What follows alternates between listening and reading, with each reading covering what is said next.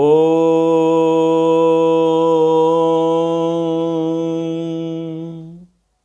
सहनाववतु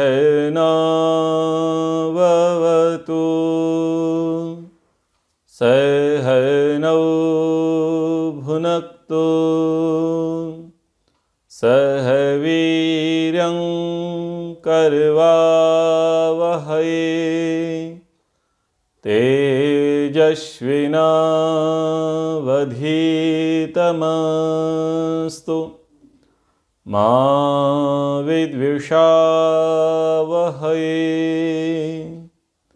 ॐ शान्ति शान्ति शान्तिः। विशुद्ध मनुस्मृति द्वितीय अध्याय। प्रसंग चल रहा है कि ब्रह्मचारियों को किस प्रकार से शिक्षा देनी चाहिए, बच्चों को किस प्रकार से शिक्षा देनी चाहिए। यहाँ पर बातें केवल ये नहीं है कि उनका सिलेबस क्या होगा, पाठ्यक्रम क्या होगा, यहाँ पर बातें ये भी हैं कि उनकी दिनचर्या कैसी होगी, उनका खान पान कैसा होगा, उनके आचार विचार व्यवहार पर आचार्यों को और पारिवारिक जनों को कहाँ तक फोकस करना है, यानी ताड़ना जो है वो यहाँ पर विशेष है। तो कह रहे हैं द्यूतम चा जनवादम चा परिवादम चा तथा अनृतम श्रीणाम चा प्रेक्षणा लंभम उपघातम परस्य चा। पहले के श्लोक में कहा था कि जो ब्रह्मचारी ब्रह्मचारिणी हैं उनको श्रृंगार को अवॉइड करना चाहिए, मेकअप को, सेंट को अवॉइड करना चाहिए, नाचने गाने पर अधिक फोकस नहीं करना चाहिए, ये कहें कि वो होना ही नहीं चाहिए उनकी ज़िंदगी में। उनको ब्रह्मचर्य धारण यानी सत्व गुणों से अधिक ओतप्रोत रहने के लिए उस प्रकार का प्रयास, उस प्रकार का अभ्यास, उस प्रकार की दिनचर्या व्यवहार करना चाहिए। अब कह रहे हैं द्यूतम यानी सभी प्रकार का जुआ खेलना, जनवादम अफवाहें फैलाना और अफवाहों की चर्चा में समय नष्ट करना, और परिवादम किसी की निंदा कथा करना, अनृतम मिथ्या भाषण, स्त्रीणाम प्रेक्षण आलंभम स्त्रियों का दर्शन और स्पर्श, और परस्य उपघातम दूसरों को हानि पहुंचाना आदि को सदा छोड़ देवें। ब्रह्मचारियों को व्यवहारिक शिक्षा, नैतिक शिक्षा यहाँ पर महर्षि मनु जी बता रहे हैं कि क्या क्या करें। तो कह रहे हैं द्यूत क्रीड़ा नहीं करनी है। द्यूत क्रीड़ा यानी सभी प्रकार का जुआ खेलना। वेद में प्रार्थना की जाती है ओम अग्ने नय सुपथाराये अस्मान विश्वानि देव वयुनानि विद्वान। क्या प्रार्थना है कि हे ईश्वर, आप हमारे अग्रणी हैं, अग्रज हैं, नेता हैं, पुरोहित हैं, अग्नि हैं। आप हमें अच्छे पथ में ले चलो और आप हमें ऐसे पथ पर लेकर के चलो जिससे हमारी उन्नति हो। आप हमारे मार्गदर्शक, आप हमारे पथ प्रदर्शक बने रहें और हम आपकी कृपा से सांसारिक सुख भोग भोगें, धन संपत्तियों के स्वामी होवे। वेद में क्या कहा? वेद में कहा कि जुआ मत खेलो, खेती करो। और यहाँ पर कहा कि द्यूतम यानी जुआ नहीं खेलो। तो वो जो बातें वहाँ कही गई हैं, जो बातें यहाँ कही गई हैं, समान हैं। सभी प्रकार का जुआ खेलना यानी शॉर्टकट। जुए का मतलब है शॉर्टकट का रास्ता मत अपनाओ। ईमानदारी से, मेहनत से, परिश्रम से काम करो, लगन के साथ श्रद्धापूर्वक कार्य करो, कार्य एक दिन अवश्य फलीभूत होगा। भोजन में एक उदाहरण दे देता हूं। कुकर में दाल मत बनाओ, शॉर्टकट है। वो टूटेगी, पकेगी नहीं। दाल कढ़ाई में, पतीले में, भगोनी में ही पकेगी, वहीं पर वो उसमें निखार आएगा, वो ठीक प्रकार से बनेगी, स्वादिष्ट रहेगी और स्वास्थ्यवर्धक रहेगी। कुकर क्या है? शॉर्टकट है। ऐसे आपको एग्जाम्पल दे दिया। तो शॉर्टकट नहीं अपनाना है जीवन में। ब्रह्मचारियों को, ब्रह्मचारिणियों को, बच्चों को शॉर्टकट नहीं अपनाना है। ये चिट करना क्या है? चिट, नकल, ये शॉर्टकट है। शॉर्टकट है, शॉर्टकट नहीं अपनाना है। बड़ी पुस्तक है, बड़ी पुस्तक को छोड़ करके वो छोटी सी सीरीज पढ़ेंगे। वो पिछले 10 वर्ष का क्वेश्चन पेपर सेट होता है, 5 वर्ष का सेट होता है, उसमें VIP इम्पोर्टेंट बस ये मुख्य मुख्य प्रश्न होते हैं, ये है शॉर्टकट। इस शॉर्टकट में नहीं जाना है, आप पास हो जाओगे लेकिन निष्णात नहीं होगे, आपके अंदर कुशलता प्रवीणता नहीं आएगी। तो सभी प्रकार का जुआ यानी सभी प्रकार के शॉर्टकट को अवॉइड कर दें, क्योंकि वो शॉर्टकट घातक होगा। उसको करते समय तो आनंद आएगा और प्राप्ति करने में भी आनंद आएगा, लेकिन ध्यान रखना वो स्किल को डेवलप नहीं होने देगा। आपके अंदर जुझारूपन लेकर के नहीं आएगा, आपके अंदर सहनशीलता लेकर के नहीं आएगा। प्रतिकूल परिस्थितियों में आप कैसे बिहेव करेंगे वो भी समझ में नहीं आएगा। ये शॉर्टकट बड़ा विचित्र है। तो जुआ सभी प्रकार का। अब आईपीएल शुरू होने वाले हैं तो बच्चों का फोकस किस पर होगा? आईपीएल पर होगा, रमी सर्कल पर होगा, और वो 11 टीम क्या होती है ऐसे ऐसे कुछ करेंगे, इस पर फोकस रहेगा। ये गलत चीज़ें हैं, जुआ नहीं खेलना है। दीपावली पर सब लोग ताश खेलते हैं, जुआ खेलते हैं। बहुत उल्टी परंपराएं हमारे समाज में चल पड़ी हैं। इनाम निकालने में बच्चे रुचि रखते हैं, लोभ बढ़ाया जाता है। बच्चे शॉप पर जाते हैं, मॉल में जाते हैं, दुकान पर जाते हैं, तो वो ऐसी चीज़ देखते हैं जिस पर कुछ इनाम हो। अब 5 रुपए का चटनी चूरन ले लेंगे इसके चक्कर में कि मुझे इसके बदले ड्राइंग बॉक्स मिल जाएगा, स्लेट मिल जाएगी, पेन मिल जाएगा, या 10 रुपये मिल जाएंगे या 20 रुपये मिल जाएंगे। अब हम तो अपने हिसाब से उदाहरण दे रहे हैं, हमारे ज़माने में ऐसी इनामें चलती थी। आज की इनामें थोड़ी बड़ी हो गई हैं। 100 रुपये, 200 रुपये, 500 रुपये इन्वेस्ट करो और हज़ारों की, लाखों रुपए की इनाम पाओ, पर है तो जुआ। इस पर बच्चों को फोकस नहीं करना चाहिए। ऐसे प्रलोभनों से बचना चाहिए। माता पिता को चाहिए कि वैसे प्रलोभनों से बच्चों को बचाएं। बच्चों को पैसे देते हैं, वो शॉप पर जाते हैं, वहाँ पर इस प्रकार के प्रलोभन एडवर्टाइजमेंट होते हैं कि ये चीज़ लो तो आपको इतने तक के प्राइस आप जीत सकते हैं। अब आप गए, पता चला कि बच्चे को मोबाइल फ़ोन मिल गया, टीवी मिल गया, रेडियो मिल गया, प्रेस मिल गया, इस्त्री, कुछ भी चीज़ आइटम मिल गया, और वो बड़ा प्रसन्न होकर के आया आपके घर पर, आपको बोला पिताजी पिताजी, माताजी माताजी, देखो मुझे ये मिला, तो आप प्रसन्न हो गए, यानी आपने वेलकम कर दिया है। एक बच्चे के अंदर लोभ की वृत्ति को आपने आश्रय दे दिया है। अच्छी बात है वो हार के आए, बहुत बुरी बात है कि वो जीत करके आए, क्योंकि यदि जीत करके आया तो क्या होगा, आप उसे आश्रय दे दोगे, उसे अच्छा मान लोगे, उसकी प्रशंसा करोगे, बोले टीवी निकली है एलसीडी। ये चीज़ें ठीक नहीं है। ध्यान देना है बड़ी बारीकी से कि बच्चों के अंदर लोभ की वृत्ति ना बढ़े, लालच की वृत्ति ना बढ़े। तो माता पिता का दायित्व है, कर्तव्य है कि वो उनको ध्यान से देखें। बच्चे किसी भी प्रकार के जुए में भागीदार ना हो।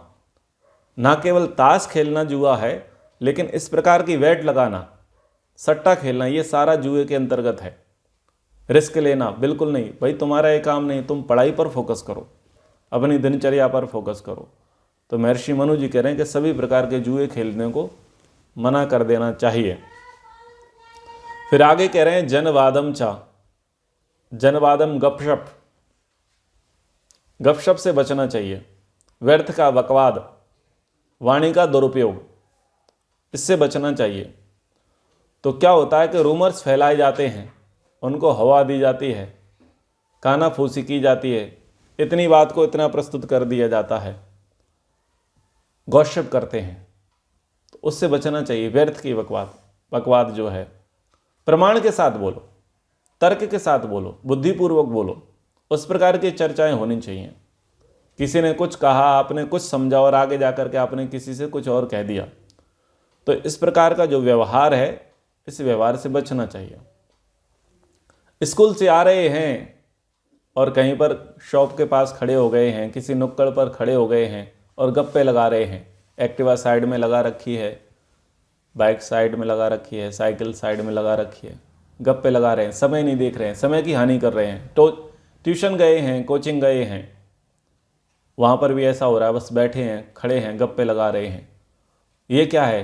ये दो प्रकार का यहाँ पर अपराध है और बर्बादी है।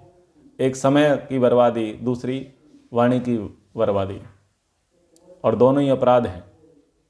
दोनों ही बच्चों के लिए बहुत अपराध है। उनका समय बड़ा कीमती है, उनको शब्द संभाल करके बोलने चाहिए और संभाल करके चीज़ों को सुनना चाहिए, क्योंकि वो उनके आरंभिक काल है, विद्यार्थी काल है।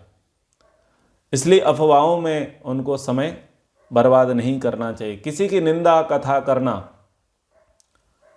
व्यक्ति वैसा नहीं है लेकिन वैसा व्यक्ति के विषय में कहना और उसको प्रचारित करना, हुटिंग करना, चिढ़ाना, तंज कसना, या तो उसके नाम को बिगाड़ना या उसके व्यवहार को बिगाड़ना या उसको नीचा दिखाने के लिए पूरे स्कूल प्रांगण में, पूरे कॉलेज परिसर में, पूरे कॉलेज सेंटर में, या ये कहेंगे पूरी कॉलोनी में एक प्रकार से उसके विषय में गलत धारणाएं, गलत बातें प्रचारित करना और उसमें ज़्यादा रुचि लेना, फिर उसे चिढ़ाना, ये सारी चीज़ें ठीक नहीं हैं।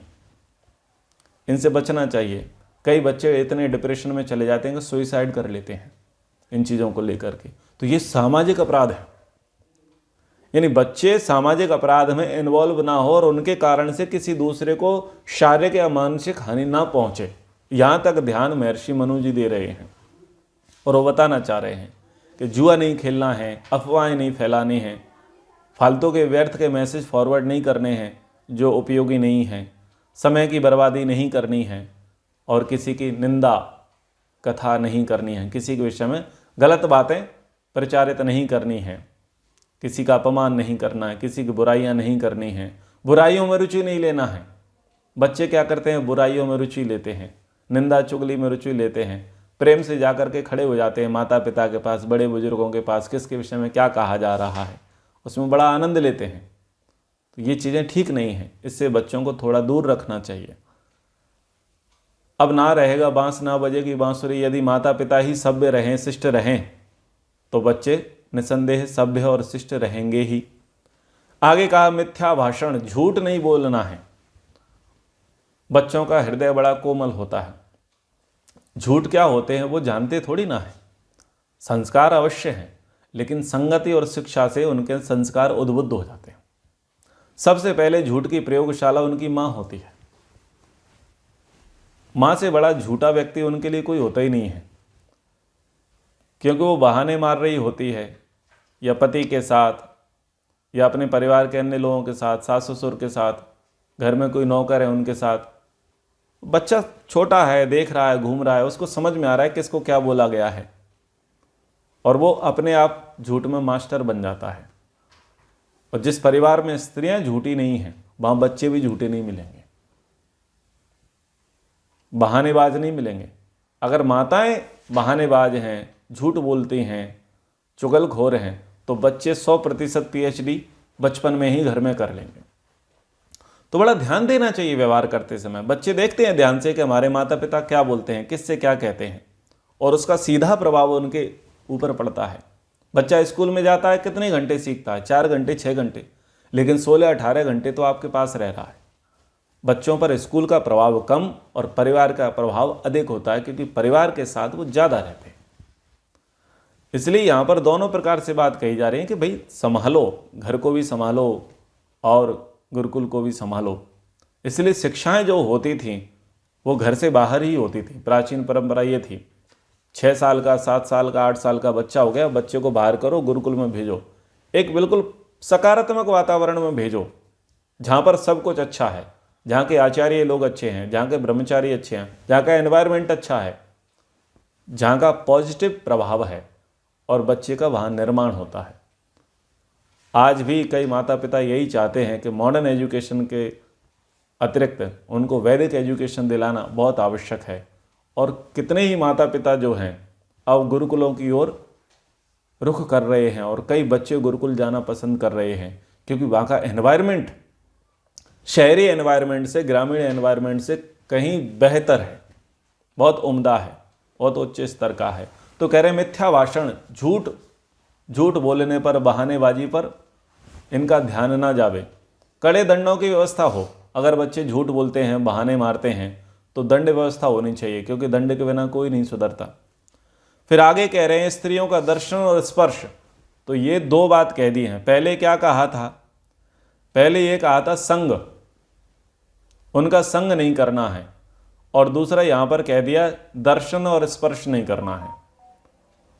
तो दर्शन और स्पर्श में कहाँ पर स्थिति आएगी, ये आएगी जब बच्चा 10-12 वर्ष से ऊपर हो जाएगा, किशोर अवस्था उसकी जाएगी और यौवन काल उसका आरंभ होगा 12, 13, 14, 15 वर्ष, 16 वर्ष, ये जो अवधि है, इस अवधि में इन चीज़ों का विशेष ध्यान रखना चाहिए कि हमें इनसे थोड़ा दूर रहना है, पृथक रहना है। दर्शन से और स्पर्श से बचना है। क्यों बचना है? क्योंकि संस्कार हैं, संस्कार उद्बुद्ध होने का समय है और आलम्बन सामने है। 8वीं तक बच्चे जो हैं इस प्रकार की चीज़ों से ज़्यादा प्रभावित नहीं होते जब तक वो 8वीं कक्षा में हैं। लेकिन जैसे ही 8वीं में प्रवेश करते हैं, 8वीं को पास करते हैं, 9वीं 10वीं कक्षा में आते हैं, तब तक क्या होता है, उनके शरीरों का विकास, हार्मोन्स का जो परिवर्तन उनके अंदर होने लगता है। और जो वासनाजन्य संस्कार हैं, कामना के संस्कार हैं, वो वहाँ पर धीरे धीरे क्या होते हैं, अपनी जड़ें जमाना शुरू करते हैं, प्रकट होना, उनका प्रकटीकरण का समय होता है। और इसी बीच में एक अभिलाषा जागृत होती है दर्शन और स्पर्शन की। तो वहाँ पर महर्षि मनु जी कह रहे हैं ब्रेक लगाओ, दर्शन और स्पर्श पर आपको ब्रेक लगाना है। क्यों? आपका लक्ष्य बिगड़ जाएगा। किस लिए आए हैं? निर्माण करने के लिए आए हैं। और अभी कितना निर्माण हुआ है? मात्र 30-40% ही निर्माण हुआ है। 5, 6, 7, 8 वर्ष का बच्चा गुरुकुल आया और अभी वो कितना का हुआ है? 12, 13, 14 का। तो उसने 5-6 वर्ष तो गुरुकुल में दिए हैं। कितना निर्माण हुआ है? 30-40% ही हुआ है। लेकिन वास्तविक निर्माण तो अब शुरू होगा, जिसको बोलते हैं ना तपो द्वंद्व सहनम। तपस्या तो यहां से आरंभ होगी, क्योंकि सिलेबस बढ़ जाएगा, सिलेबस बढ़ जाएगा, चिंतन शैली बड़ी हो जाएगी, विचार शक्ति बढ़ जाएगी और कई प्रकार की चुनौतियां उनके सामने आएंगी, शारीरिक और मानसिक रूप से। और वही टाइम पीरियड गोल्डन टाइम है उनके लिए।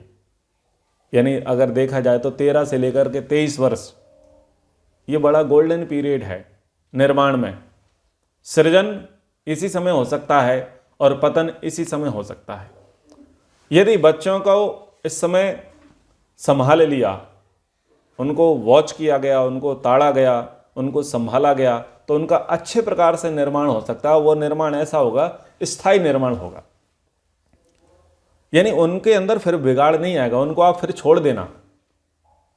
क्योंकि जो बिगड़ने की अवस्था थी, उस अवस्था में आपने उनको संभाल लिया और उन्होंने स्वयं को संभाल लिया है, स्वयं को परिपक्व बना लिया है और वो अपना लाभ हानि समझ चुके हैं, विधि निषेध जान चुके हैं और शरीर उनका पुष्ट हो गया है, मन भी उनका पुष्ट हो गया है। तो बिगड़ने की संभावनाएं वहां पर कम हो जाएंगी। लेकिन जो इस अवस्था में बिगड़ता है वो 40 वर्ष में आकर के सुधर जाए, ये कम होता है। बच्चे प्रायः 13 से लेकर के 23 वर्ष के बीच में बिगड़ते हैं, शारीरिक मानसिक रूप से, चारित्रिक रूप से बिगड़ते हैं।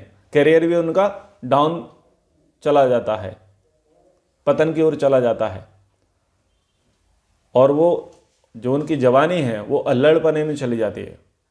वो 40, 45, 50 के होते हैं ना, तब उनको होश आता है, तब उनको लगता है कि भाई मेरा कुछ जीवन का उद्देश्य है, मेरी कोई फैमिली है, मुझे कुछ करना है, पैसे कमाना है, आत्मनिर्भर बनना है, चीज़ों को छोड़ना है, तब उसे समझ में आता है। लेकिन तब तक रोग आ चुके होते हैं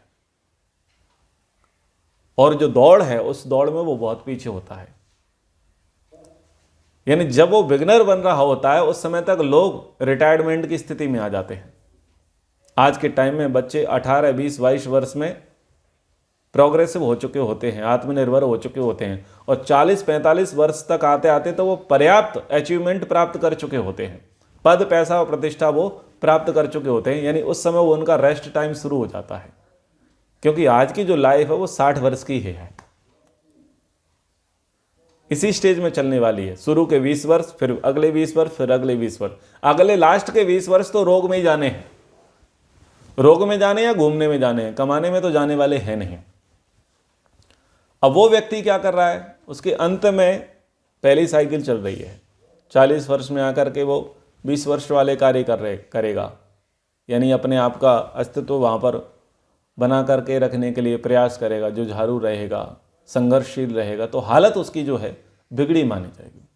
तो 13 से 23 वर्ष का एक गोल्डन पीरियड है, लड़के हों या लड़कियां, उनको बड़े ही संभाल करके रखना चाहिए, उसको बताना चाहिए, सिखाना चाहिए, समझाना चाहिए, उनको जीवन के लक्ष्य को बताना चाहिए, भाई आपका लक्ष्य क्या है, इसको साध लो। ये साध लिया तो सब सध जाएगा, ये मूल काम है। तो कह रहे हैं स्त्रियों का दर्शन और स्पर्श, और स्त्रियों के लिए, कन्याओं के लिए पुरुषों का दर्शन और पुरुषों का स्पर्श, इससे क्या करना चाहिए, उनसे बचना चाहिए। परस्य उपघातम, दूसरों को हानि पहुंचाना, मन से, वचन से, कर्म से दूसरों को हानि पहुंचाने से बच्चों को बचना चाहिए। अब ये बड़ी बड़ी बातें हैं जो छोटी छोटी आयु में बताई जा रही हैं, इसको बोलते हैं मैनर्स, इसको बोलते हैं नैतिक शिक्षा।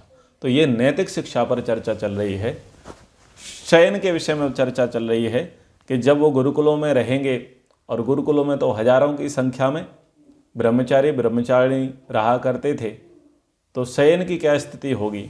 तो कह रहे हैं एकः शयीत सर्वत्र न रेता स्कंदयेत क्वचित कामाधि स्कंदयन रेतो हिनस्ति व्रतमात्मनः। सर्वत्र एकः शयीत, सर्वत्र एकाकी सोवे, क्वचित रेता न स्कंदयेत, कभी कामना से वीर स्खलित ना करें, कामात ही रेता स्कंदयन, क्योंकि कामना से वीर स्खलित कर देने पर समझो उसने आत्मना व्रतम हिनस्ति, अपने ब्रह्मचर्य व्रत का नाश कर दिया है।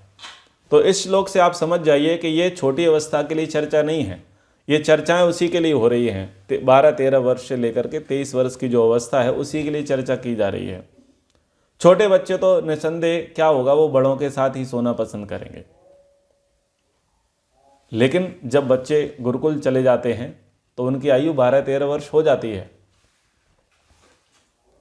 परिपक्व हो जाते हैं। आजकल तो 5वीं पास बच्चे जाते हैं ना, 6वीं कक्षा से एडमिशन लिया जाता है गुरुकुलों में, तो उनकी पर्याप्त अवस्था हो जाती है, यानी वो अपना वस्त्र प्रक्षालन करने, बर्तन मांजने और बिस्तर लगाने के योग्य उनको बना दिया जाता है, इस प्रकार का ट्रेनिंग उनको दे दी जाती है।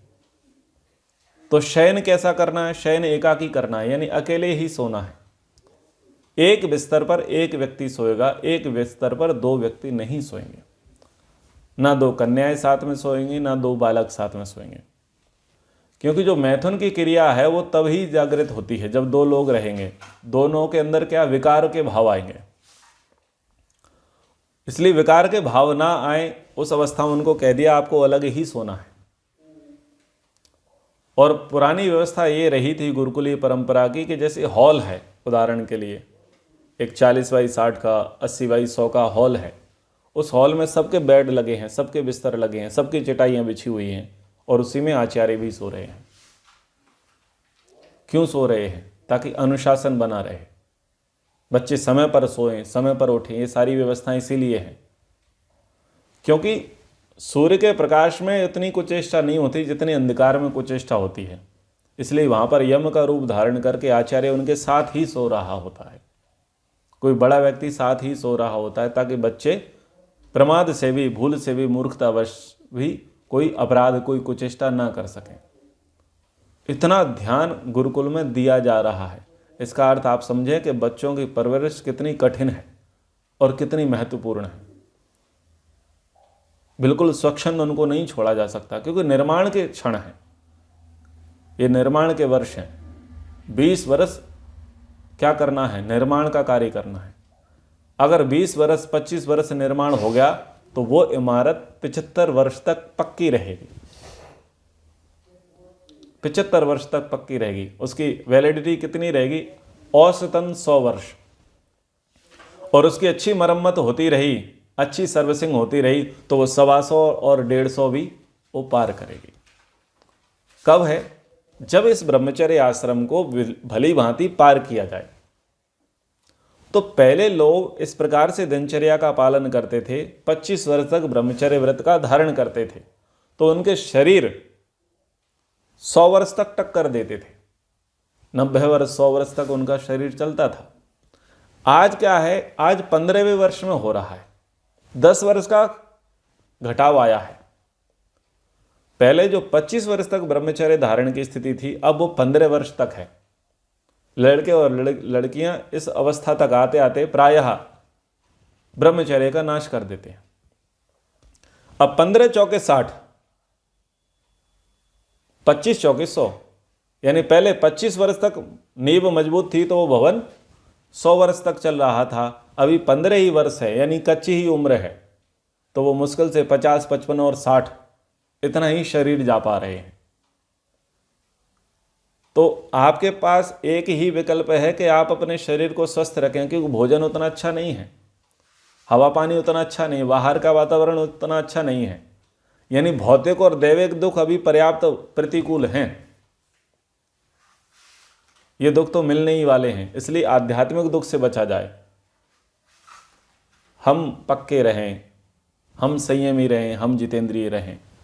तो इस प्रकार से कह रहे हैं कि आत्मना व्रतम हिनस्ति, अपने ब्रह्मचर्य के व्रत का वो नाश न होने देवें। इस प्रकार से वह दिनचर्या को रखें, खान पान को समझें। भिक्षा के लिए बातें कही जा रही हैं कि भिक्षा के लिए क्या नियम रहेंगे। उदकुंभम सुमनसो गोश कृण मृत्तिका कुशान आहरेत यावद अर्थानि भक्षम चा हरहश्चरेत।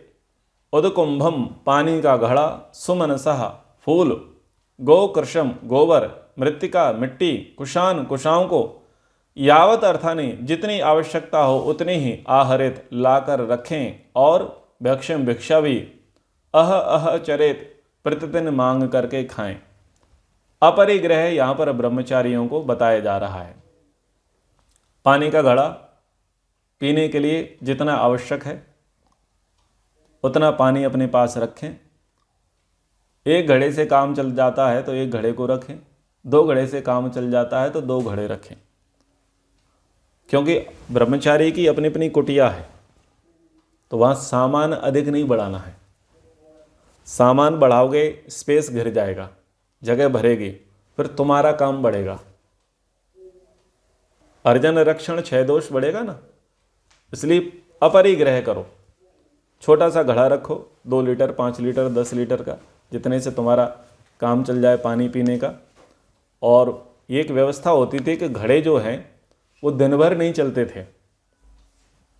सुबह घड़ा भर लिया है वो दोपहर तक चलेगा, फिर दोपहर के बाद वो घड़ा भर लिया है तो शाम तक चलेगा, फिर शाम को घड़ा भर लिया है तो वो रात्रि में प्रयोग हो जाएगा, सुबह तक का प्रयोग हो जाएगा। तो इस प्रकार से होता था। यानी मुझे अच्छे से याद है कि मैं खुद अपने घड़े को 3 बार भरता था जब हम मिट्टी के घड़े रखा करते थे, और वो तीनों बार फ्रेश पानी होता था, बोर का पानी, कुएं का पानी, इस प्रकार से होता था। तो उतना पानी रखें। फिर फूल, किसी चीज़ों के लिए सजाने के लिए, कोई व्यवस्था के लिए वो रखना है। गोबर का प्रयोग करना है।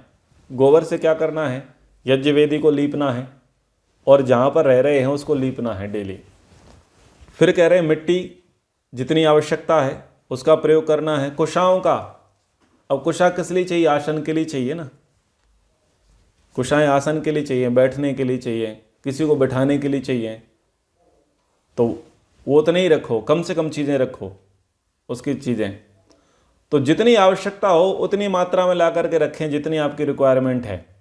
और भिक्षा के विषय में भी बोले भिक्षा भी उतनी लेकर के रखो जितने से तुम्हारा काम चल जाए, और डेली भिक्षा मांगने जाओ, दूसरे दिन के लिए लेकर के मत बैठो। किन से भिक्षा ग्रहण करें, तो वेद यज्ञै अहीनानाम प्रशस्तानाम स्वकर्मसु ब्रह्मचर्या हरेद भैक्षम ग्रहेभ्य प्रयत्नो अन्वहम।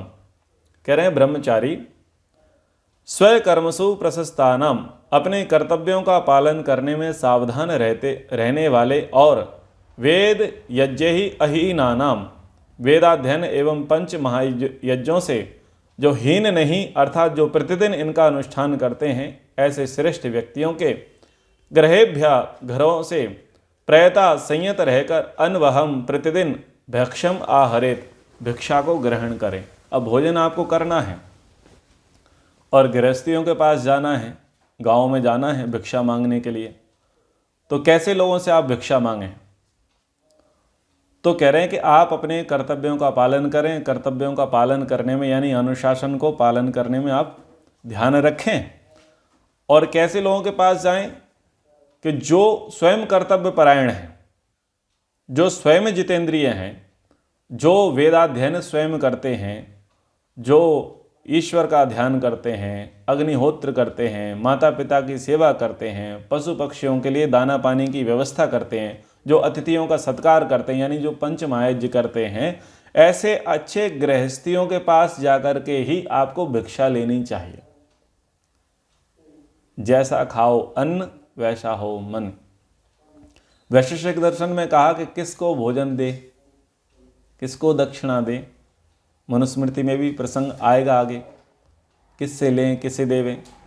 कृष्ण जी ने भी किसका भोजन स्वीकारा, विदुर का, किसका नहीं स्वीकारा, दुर्योधन का। भावना की बड़ी महत्ता है। भिक्षा लेने गए हैं तो व्यक्ति सदाचारी होना चाहिए, उसकी कमाई पवित्र होनी चाहिए और भोजन शुद्ध होना चाहिए। यानी भोजन उसी का करना है जिसका अर्थ शुद्ध है, जिसके भाव शुद्ध हैं और जिसके भोजन शुद्ध हैं। और ये किन के शुद्ध हो सकते हैं? जो धार्मिक होंगे। धार्मिकों के ही अर्थ शुद्ध होगा, धार्मिकों के ही भाव शुद्ध होंगे, धार्मिकों का ही भोजन शुद्ध होगा। तो जो इस प्रकार से दिनचर्या करते हैं, ऐसे लोगों से आप भिक्षा लेवें और वो लोग आपको प्रेम पूर्वक भिक्षा देंगे। क्यों? वो उस जीवन को जी रहे हैं, उसके महत्व को जानते हैं, वो वेदों का अध्ययन कर रहे हैं तो वेद पाठ करने वालों को जानते हैं, समझते हैं। वो स्वयं अग्निहोत्री हैं तो अग्निहोत्र करने वालों को वो जानते हैं। वो स्वयं जितेंद्रिय रहे हैं, अपने जीवन में रहते हैं तो वो उस तपस्या को भी जानते हैं, समझते हैं। तो जैसे को तैसा होता है ना।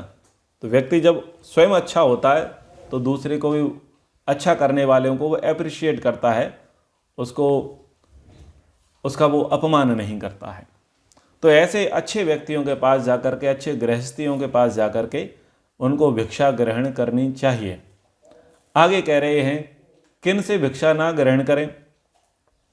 तो करें गुरुः कुले ना भिक्षेत ना जाति कुल बंधुषु अलाभे त्वन्य गेहानाम पूर्वम पूर्वम विवर्जयेत। तो ब्रह्मचारी गुरुः कुले ना भिक्षेत, गुरु के परिवार में भिक्षा ना मांगे, ना जाति कुल बंधुषु, सगे संबंधियों परिजनों तथा मित्रों से भी भिक्षा ना मांगे। अन्य गेहा नाम अलाभेतु, इससे भिन्न घरों से यदि भिक्षा ना मिले तो पूर्वम पूर्वम विवर्जेत, पूर्व पूर्व घरों को छोड़ते हुए भिक्षा प्राप्त कर लें। अर्थात पहले मित्रों या घनिष्ठों के घर से भिक्षा मांगे, वहाँ ना मिले तो सगे संबंधियों से, वहाँ ना मिले तो गुरु के परिवार से भिक्षा मांग सकता है। तो पहले तो ये कहा कि भाई जो तुम्हारे खासम घास है उनसे तो भिक्षा मांगो मत। यानी गुरु जी तो पास में ही रह रहे हैं, इसका मतलब क्या है? गुरु गृहस्थी है। आचार्य कौन है वहाँ पर? गृहस्थी आचार्य हैं। तो गृहस्थी आचार्य से गुरु जी जो हैं उनसे भिक्षा मांगने मत जाओ, फिर तुम्हारी तपस्या क्या रही? तुमको तो भूख लगी, थाली लेकर के चले गए, गुरु जी भिक्षा हम दे ही। गुरु जी बोलेंगे हाँ बेटा हमने तुम्हारे लिए ही बनाया था, हैं? थोड़ा भी परिश्रम करना नहीं चाहते, पका पकाया खाना चाहते। गुरु जी बड़ी सुगंध आ रही है हलवे की, ऐसा नहीं चलेगा। जाओ पहले गांव में जाओ, भिक्षा मांग के आओ। अब पास में मासी रहते हैं, मामा जी रहते हैं, काका रहते हैं, चलो यहाँ चलते हैं। बोले ना, परिवार वालों के पास नहीं जाना है। और परिवार वाले निकट में रहते हैं तो पहले से अच्छा सा बना करके रखते हैं, भाई हमारे बच्चे हैं। नहीं, परिवार को प्राथमिकता नहीं, गांव को प्राथमिकता। जाओ पहले गांव में भिक्षा मांग के आओ, वहां नहीं मिलेगी तब इधर आओ, उल्टे क्रम में बढ़ते जाओ। आखिरी में है गुरु का घर, उससे पहले कौन है? जो अन्य लोग हैं, मित्र हैं, आपके मानने वाले हैं, आपके जानने वाले हैं, आपके परिचित हैं, आपके कुल संबंधी हैं, उनके पास जाओ। ऐसे क्रम से आओ, आखिरी में अपने गुरु जी से मांगो। व्यवस्था बड़ी अच्छी है, पहले पुरुषार्थ करो, आगे जाओ। नहीं तो यहाँ राग हो जाएगा ना। गुरुजी तो अच्छा ही बनाएंगे, काका के यहाँ, काकी के यहाँ, ताऊ के यहाँ, ताई के यहाँ, भैया के यहाँ, भाभी के यहाँ, जो भी आपके निकट संबंधी होंगे उनके यहाँ तो सब अच्छा ही बनेगा, क्योंकि वो आपके लिए बन रहा है तो ध्यान देंगे। तो आपकी रुचि स्वाद में हो जाएगी, आपकी तपस्या छूट जाएगी। इसलिए जीवन को तपस्वी बनाना है। भिक्षा का मतलब क्या है? तपस्वी जीवन। और भिक्षा में भी क्या व्यवस्था है? कि वो सब अठरम सठरम मिल जाएगा। वो ऐसा नहीं कि पृथक पृथक से ये मटर पनीर है, ये मक्के की रोटी है, ये दाल मखनी है, ये जीरा राइस है, ऐसा नहीं चलेगा। सब मिला दिया है, चलो खाओ, बस स्वाद मत देखो, स्वास्थ्य देखो, खाओ। ऐसी बात यहां पर कही।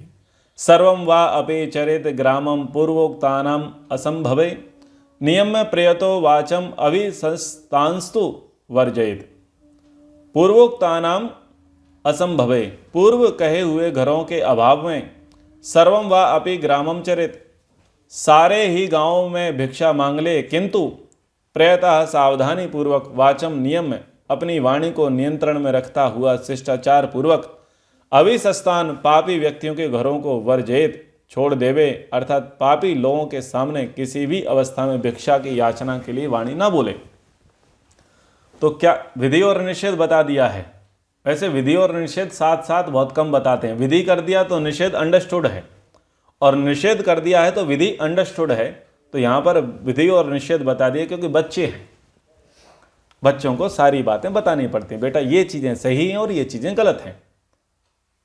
क्योंकि हमने सही बता दिया तो गलत कौन बताएगा, गलत भी तो हमको ही बताना है। तो गुरु जी कह रहे हैं बेटा ऐसी ऐसी जगह पर तो भिक्षा मांगना है, क्योंकि तुम भिक्षा मांगने जाओगे तो वहां पर मंत्र सुनाई देंगे, ओम शन्नो देवी रविष्ठय आपो भवन्तु पीतये, विश्वानि देव सवितर दुरितानि परास्व यद भद्रं तन्नास्व। आपको मंत्र सुनाई देंगे गृहस्थियों के घरों में, आपको होम का धुआं उठता हुआ दिखाई देगा, आपको घंटियां सुनाई देंगी। एक पॉजिटिव वाइब्रेशन रहेगा। जो धार्मिक व्यक्ति होगा उसके घर का पॉजिटिव वाइब्रेशन रहेगा, उनके पास जाओ। जो अधार्मिक होगा उसका नेगेटिव वाइब्रेशन होगा।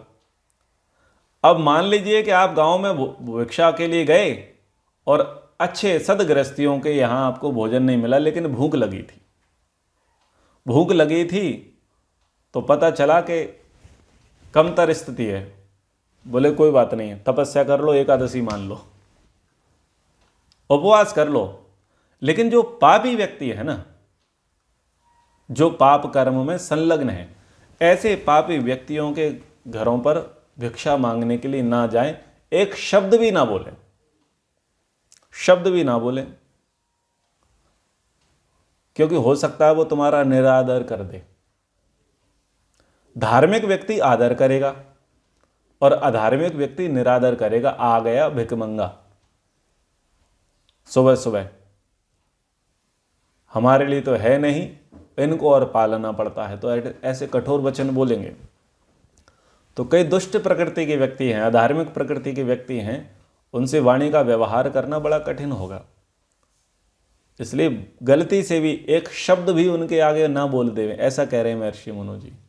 चुप रहे, उनसे भिक्षा ना मांगे, उनके लिए कुछ ना कहें, और खुद सावधानी से बरतें। लगना चाहिए कि गुरुकुल के ब्रह्मचारी आ रहे हैं, आपकी चाल औरों की चालों से बड़ी अलग हो, शोर ना हो पैरों का, दबे पैरों से जाएं, शांति से जाएं, ना तो बहुत धीरे चलें ना बहुत तेज चलें, ना इधर उधर देखते हुए चलें,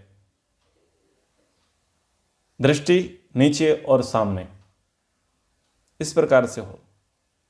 शोर शराबे के साथ, हुल्लड़ के साथ, हुड़दंग के साथ नहीं जाना है, गप्पे लगाते हुए नहीं जाना है।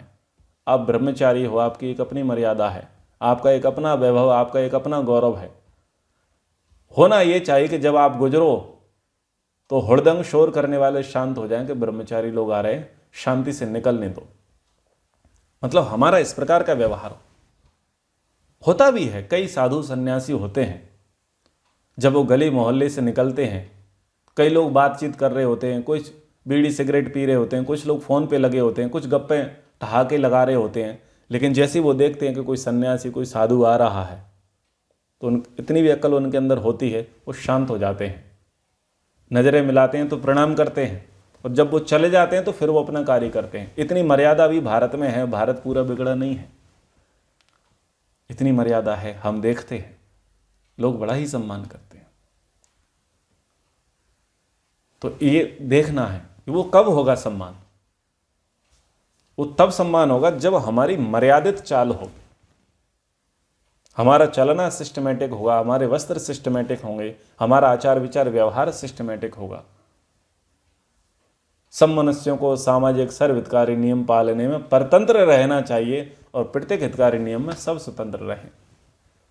तो ये सामाजिक नियम है। सामाजिक नियम में आपको अपनी मर्यादा का ध्यान रखना पड़ेगा। व्यक्तिगत नियम में गुरुकुल परिसर में लंगोट में घूमो, कुश्ती लड़ो, मलखंभ उठाओ, जो तुम्हें करना है करो, दंगल करो, जो तुम्हारी दिनचर्या है उसके अनुसार करो।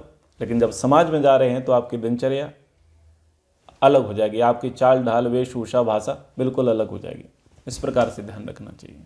तो आगे फिर हम और पढ़ेंगे अग्निहोत्र का विधान और गुरु के समीप ब्रह्मचारी किस प्रकार से मर्यादाओं में रखे, कैसे गुरुओं के आदेशों को माने, गुरु के सामने कैसे उठना चाहिए, कैसे बैठना चाहिए, कैसे बोलना चाहिए, बातचीत का स्तर किस प्रकार से हो, वो व्यवहार वो यहाँ पर बताया जाएगा।